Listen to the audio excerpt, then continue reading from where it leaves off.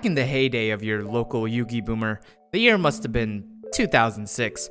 This is long before modern Yu-Gi-Oh! Became the solitaire showcase that has become. Actually, ever since the release of Magician's Force in 2003, cards like Magical Scientist enabled long FTK chains that resemble modern Yu-Gi-Oh! It's really important. Back in the playground days of Yu-Gi-Oh!, all types of cards lived in harmony. Monsters like the Blue Eyes White Dragon, the Magic card, Pot of Greed, and trap cards like Mirror Force ruled the schoolyard.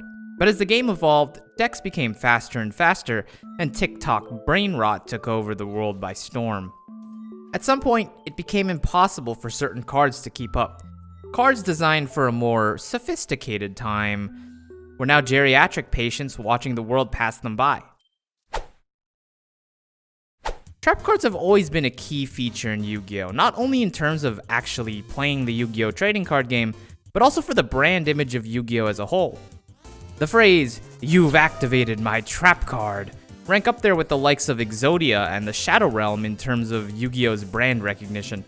Individual trap cards hold rockstar level popularity, from the all-star Mirror Force to meta staples like Solemn Judgment to playground staples like the original Trap Hole.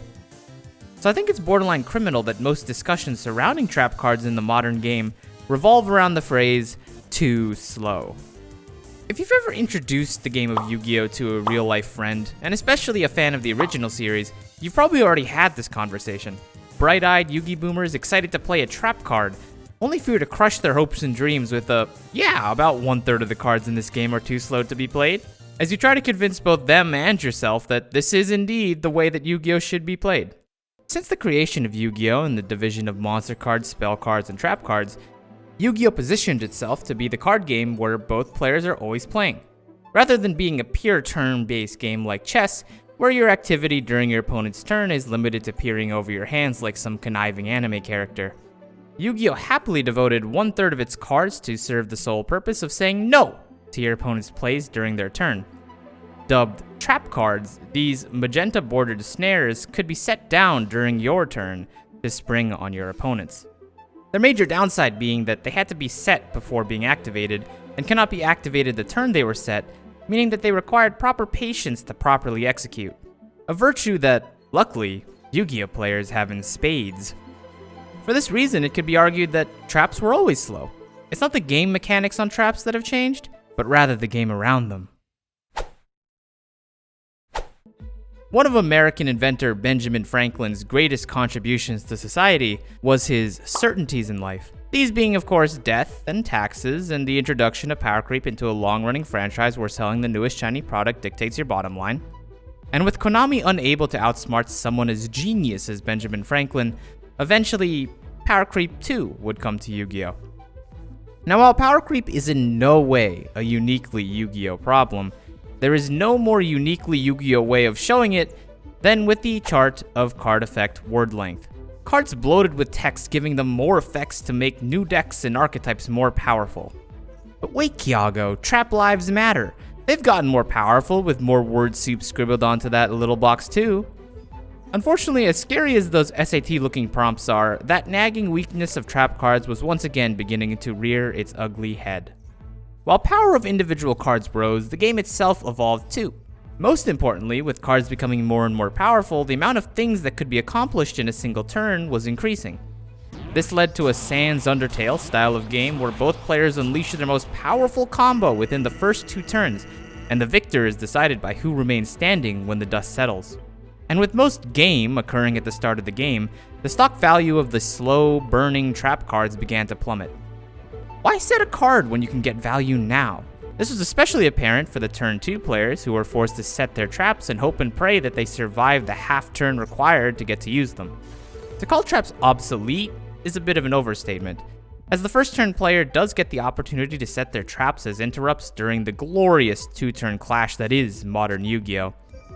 And in that niche specifically, some trap cards might even be too good.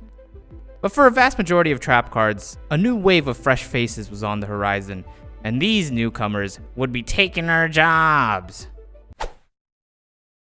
Despite doing everything possible to leave traps in the early 2000s, Konami was not willing to abandon the pivotal role they had in allowing for player interactivity during either player's turn. Enter their less purple, more flexible understudies, hand traps. Named after the legendary third of Yu-Gi-Oh cards, hand traps act as traps from the hand, giving you the ability to interact with your opponent right from the get-go, making them much more effective during the crucial early game window, especially as they are the only cards that can interrupt a first turn player's combo. They were, in a sense, a band-aid fix to the rampant 40-minute wombo combo card slinging that Yu-Gi-Oh had built a reputation upon. Trap cards also began to lose market share due to the presence of quick play spells, which were the unholy love child of spells and traps. Being able to be played from the hand immediately, could be chained unlike normal spells, and could be set to be activated during your opponent's turn like a trap card. Throw in the fact that many boss monsters of the modern Yu-Gi-Oh era act as their own forms of interruption, and you can see why trap cards have lost their identity in the modern Yu-Gi-Oh metagame. For a trap card to be playable, it either needs to be a searchable one-of that you hope and pray to God Almighty does not appear in your opening hand, or just horrendously overpowered, with many trap cards being the daily topic of potential bans out of sheer power alone, despite their lackluster drawbacks. While the golden era of trap cards has come and passed them by, their legacy continues to their progeny: hand traps, quick play spells, and quick effects. Konami has even gone as far as designing more trap-based modern archetypes, with some of them even seeing strong competitive success. The future may be brighter than we think, especially if Konami keeps printing these popular waifu trap decks. God dang!